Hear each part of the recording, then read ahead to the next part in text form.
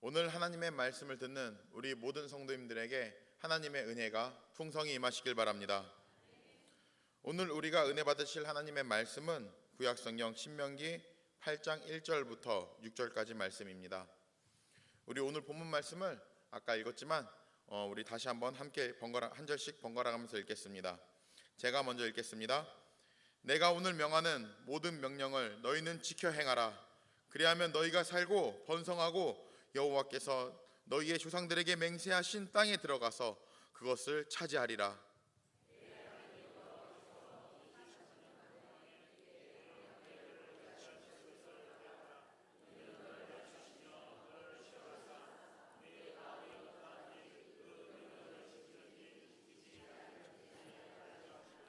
너를 낮추시며 너를 줄이게 하시며 또 너도 알지 못하며 네 조상들도 알지 못하던 만나를 네게 먹이신 것은 사람이 떡으로만 사는 것이 아니요 여호와의 입에서 나오는 모든 말씀으로 사는 줄을 네가 알게 하려 하심이니라.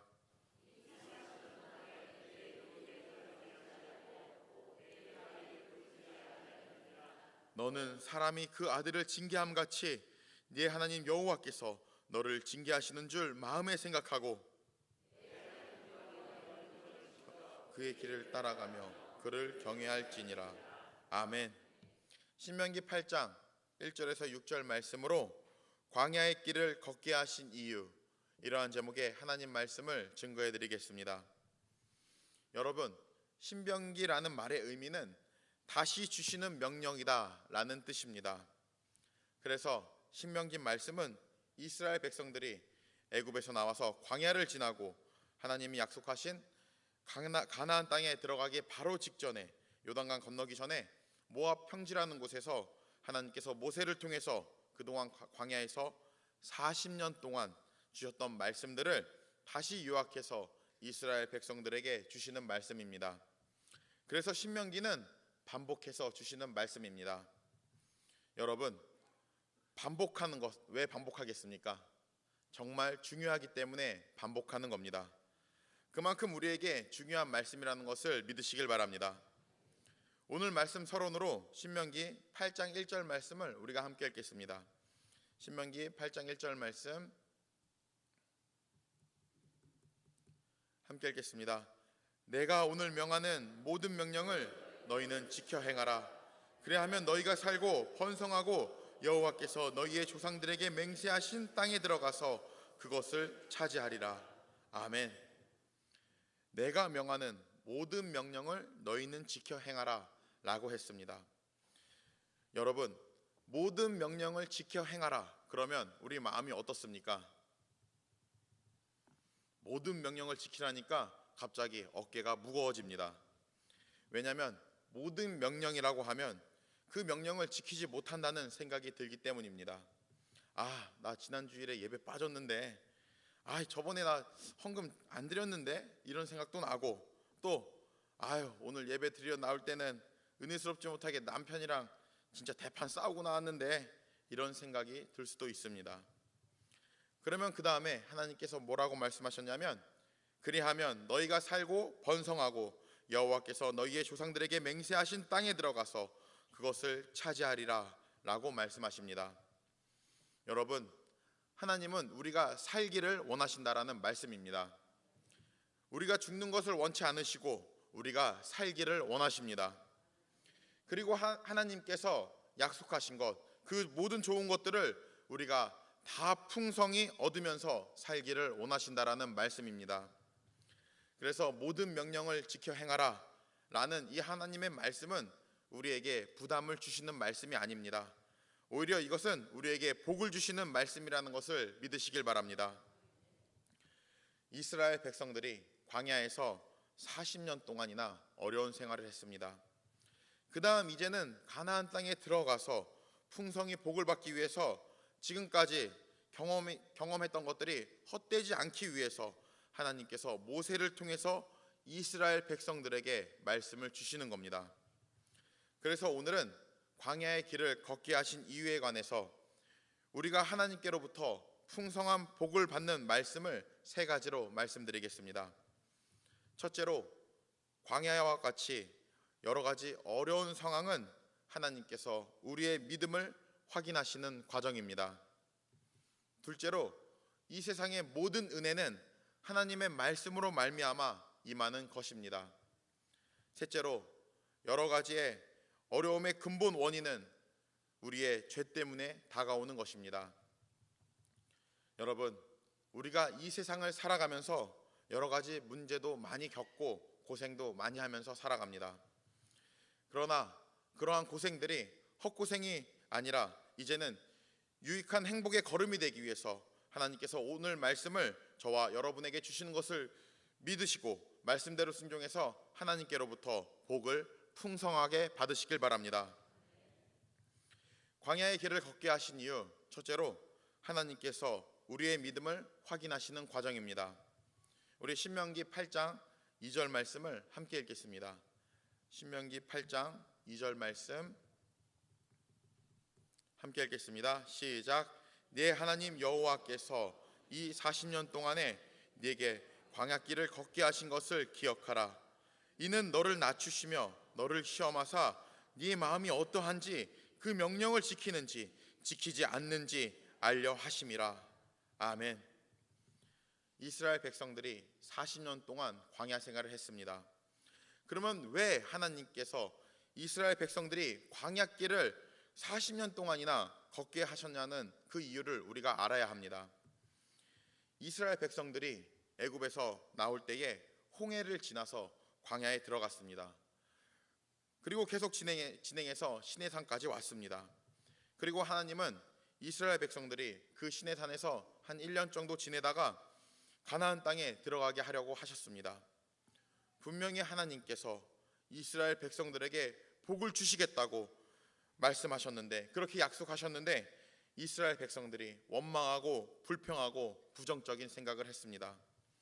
그래서 이스라엘 백성들은 가나안 땅에 바로 들어가지 못하고 다시 광야로 들어가서 40년 동안 광야에서 뺑뺑이를 돌게 된 겁니다. 여러분, 광야에서 40년 동안 고생한 이유는 바로 불신앙 때문에 그렇게 된 것입니다. 그런데 여러분, 하나님께서는 40년 광야 생활에 대해서 뭐라고 말씀하셨냐면 이는 너를 낮추시며 라고 말씀하십니다. 하나님께서 광야 생활을 겪게 하신 것은 우리로 하여금 모든 것을 낮추시게 하시는 겁니다. 여러분, 사람은 자기의 상황이 어렵고 낮아질 때에는 그럴 때 겸손해집니다. 물론 지위가 낮다고 해서 꼭 겸손한 것은 아닙니다. 지위가 낮거나 나이가 어리거나 힘이 없거나 뭔가 생활 수준이 낮아도 교만이 하늘을 찌르는 사람도 많이 있습니다. 그런데 여러분, 하나님께서 낮추시면 어떤 사람도 다 낮아진다라는 겁니다. 사람은 낮아지는 것을 원하지 않지만 할 수 없이 낮아질 때에는 하나님께서 낮추시는 것임을 기억하시길 바랍니다. 그리고 우리가 낮아질 때 하나님께서 왜 낮추시는지를 그 이유를 알아야 합니다. 하나님께서 그냥 괜히 낮추시는 것이 아니십니다. 하나님께서 낮추실 때에는 예수 믿는다는 사람들 중에서도 어떻게 말을 하냐면, 아니, 하나님이 어떻게 나한테 이럴 수 있습니까? 하나님이 날 버렸어. 나 하나님 인정 안 할 거야. 그러는 사람도 있습니다. 또 하나님이 날 낮추신다고 그러면서 어려움을 겪는 것을 하나님 책임으로 돌리는 사람도 있습니다. 그런데 그것을 하나님 책임으로 돌리면 안 됩니다. 왜냐하면 하나님께서 우리를 광야로 아무것도 없는 곳으로 들어가게 하신 이유는 우리를 높이시기 위해서, 복을 주시기 위해서 우리의 마음을 낮추신다라는 겁니다. 마태복음 23장 12절 말씀을 우리가 함께 읽겠습니다. 마태복음 23장 12절 말씀 함께 읽겠습니다. 시작. 누구든지 자기를 높이는 자는 낮아지고 누구든지 자기를 낮추는 자는 높아지리라. 아멘. 예수님께서 말씀하신 겁니다. 그래서 우리를 낮추시는 것은 우리를 높이시려고 하시는 겁니다. 그러므로 저와 여러분은 하나님 앞에서 항상 겸손한 마음을 가져야 하겠습니다.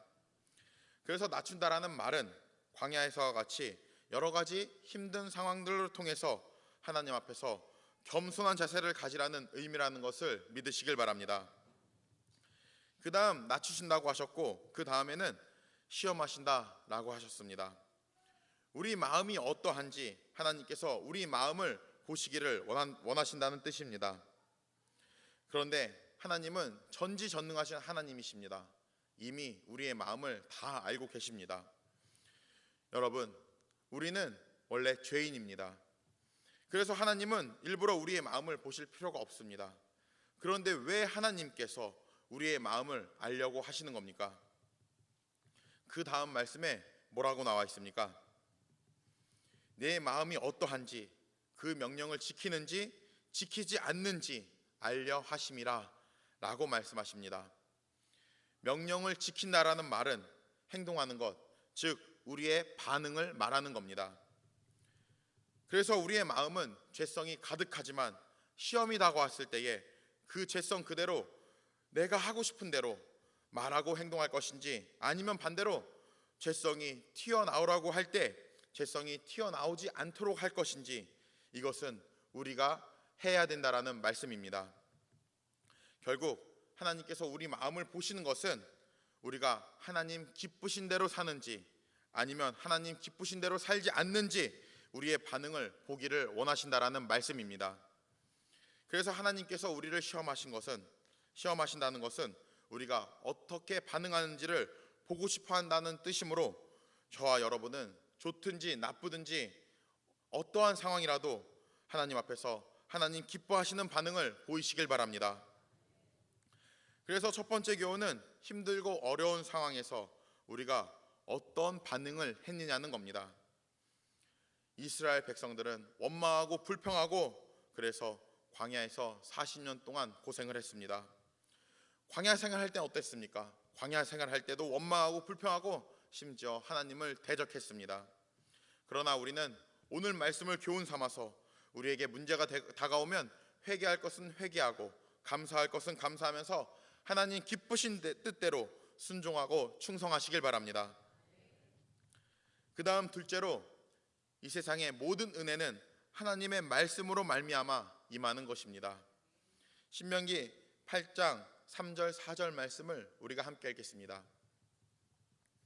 신명기 8장 3절 4절 말씀 함께 읽겠습니다.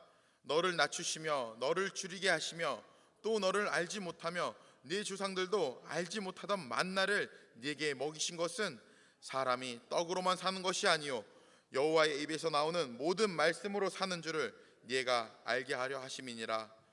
이 40년 동안에 네 의복이 헤어지지 아니하였고 네 발이 부르트지 아니하였느니라.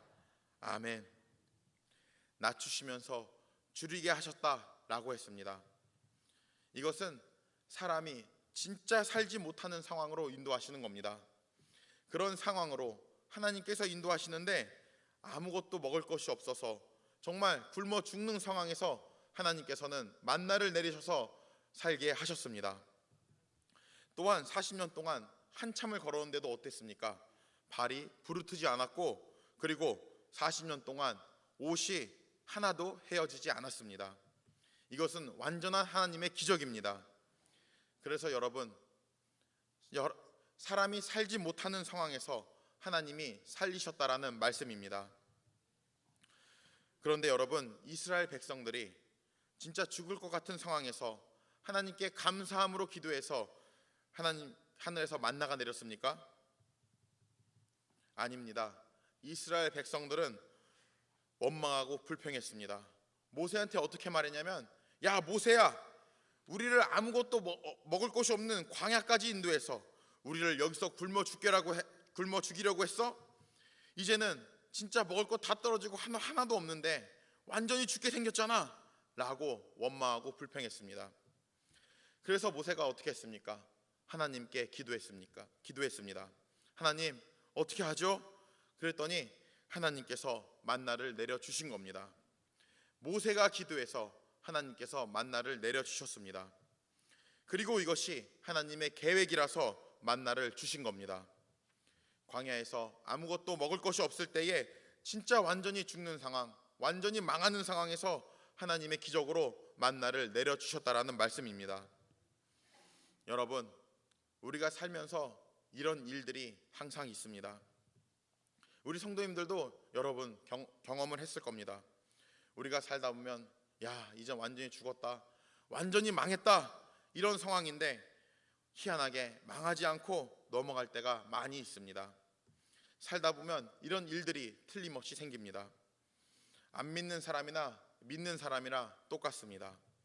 왜냐하면 하나님은 믿는 사람이나 안 믿는 사람이나 모두 주님께서 돌보시기 때문입니다.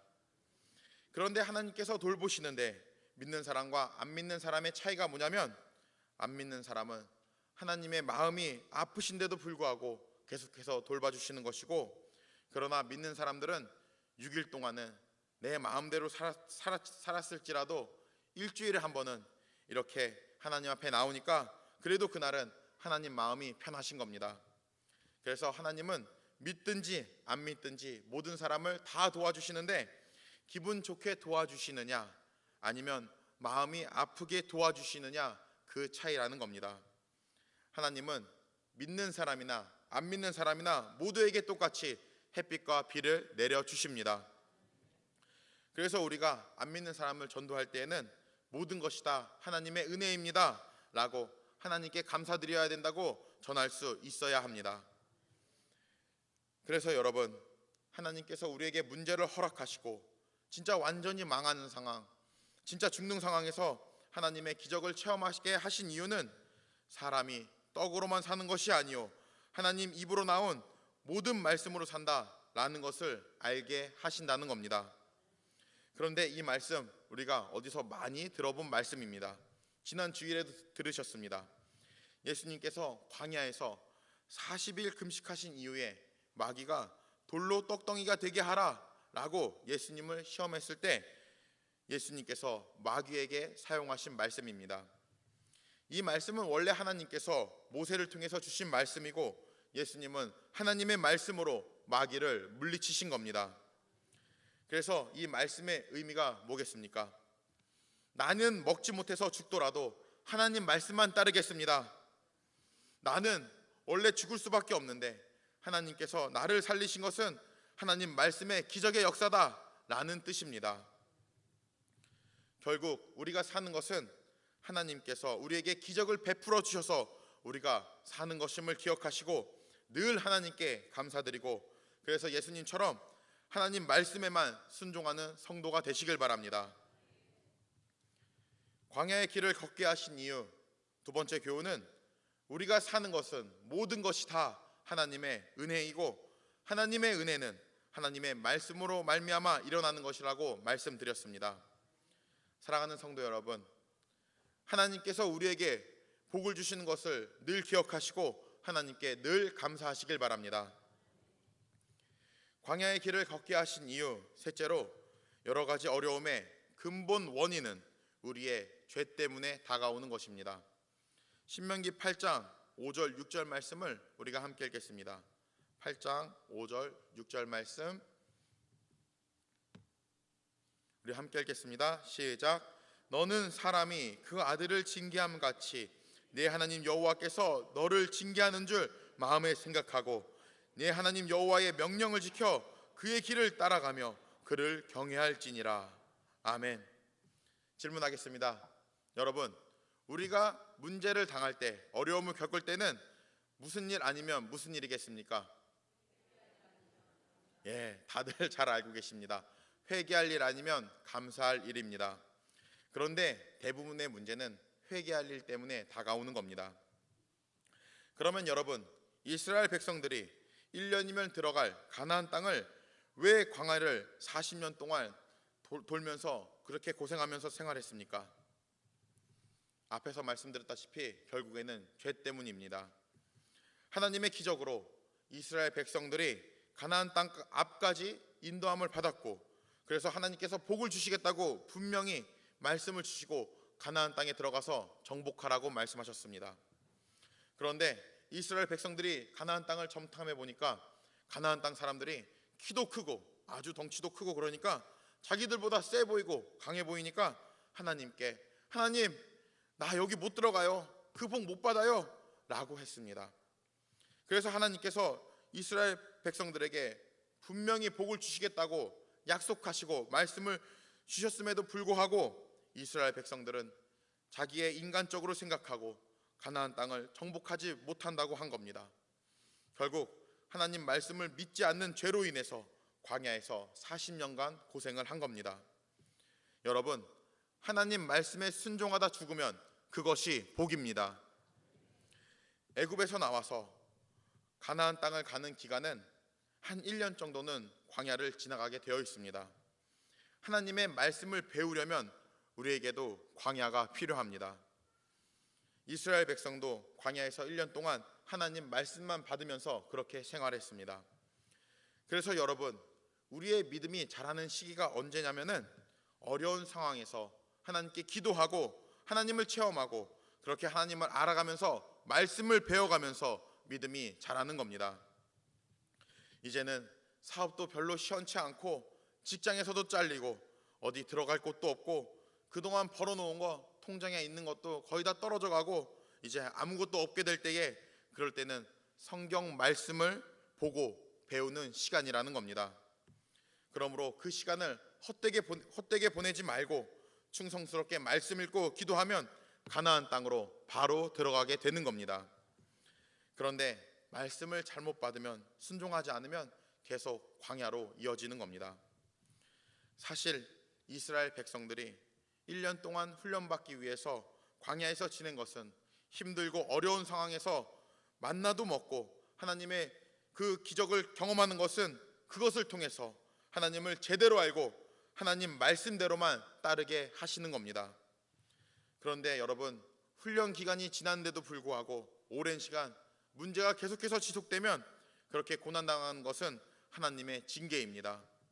하나님께서 광야 40년은 징계다라고 말씀하시는 겁니다. 그래서 여러분, 어려움을 당하고 있으면 왜 나만 이런 거야? 그러지 마시고 하나님 앞에 겸손하게, 주님, 저에게 분명히 문제의 원인이 있습니다. 문제의 원인을 깨닫게 해주세요. 이렇게 기도하시길 바랍니다. 또한 여러분, 하나님은 우리의 믿음의 발전을 위해서 우리의 부족함을 알게 하시고 또 그 부족함을 채우기 위해서 훈련을 시키십니다. 성경에서 진짜 복을 많이 받은 사람 중에 요셉이란 사람이 있었습니다. 요셉은 야곱의 11번째 아들입니다. 그 요셉은 형들에게 진짜 미움을 많이 받았고, 그래서 형들이 요셉을 팔아서 요셉은 종으로 팔려서 애굽으로 내려갔습니다. 그렇게 애굽에서 종살이를 하다가 이제는 누명까지 씌워져서 심지어 옥살이까지 했습니다. 사실 요셉에 대해서는 죄를 거의 찾을 수 없습니다. 그런데 요셉에게는 부족함은 있었습니다. 진짜 요셉은 집에서 귀하게 자라서 아주 사랑받는 아들로서 진짜 편애한다고 생각이 들 정도로 그렇게 물도 손에 안 묻히고 살았던 사람입니다. 그런데 나중에 어떻게 됐습니까? 애굽 나라의 총리가 되었습니다. 여러분, 총리가 되어서 나라를 다스리려면 어떻게 되어야 되겠습니까? 진짜 훈련받고 모든 것을 많이 알아야 됩니다. 관리들이 어떤 일을 하고 급여를 얼마 정도 받는지도 다 알아야 됩니다. 그리고 또 아랫사람들이 어떻게 돈을 빼돌리는지도 다 알고 그런 것을 다 못하게 해야 됩니다. 이번에 성관이 조사를 했더니 성관위원장이 해외 연수를 갈 때 자기 아내를 데리고 갔다고 그런 기사도 나왔습니다. 국민의 세금으로 완전히 자기들끼리 먹고 마시고 놀러 다닌 겁니다. 다시 말해서 고난은 죄가 있어서 징계를 받는 것이거나 아니면 죄는 없지만 부족함이 있어서 고난을 통해서 배우는 훈련이라는 말씀입니다. 그러므로 사랑하는 성도 여러분, 하나님께서 우리에게 어려움을 겪게 하시는 것은 죄를 회개하고 그 죄를 용서받고 하나님과 우리가 영적인 관계가 올바르게 되어서 복을 받으라는 말씀입니다.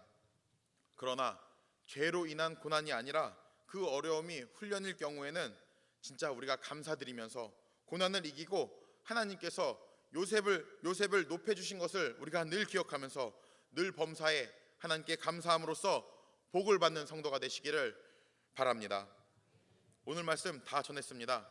오늘 말씀을 요약하면 광야 길을 걷게 하신 이유, 첫 번째는 하나님 앞에서 우리가 시험을 치르는 것인데 그것은 괴로움이 아니라 테스트입니다.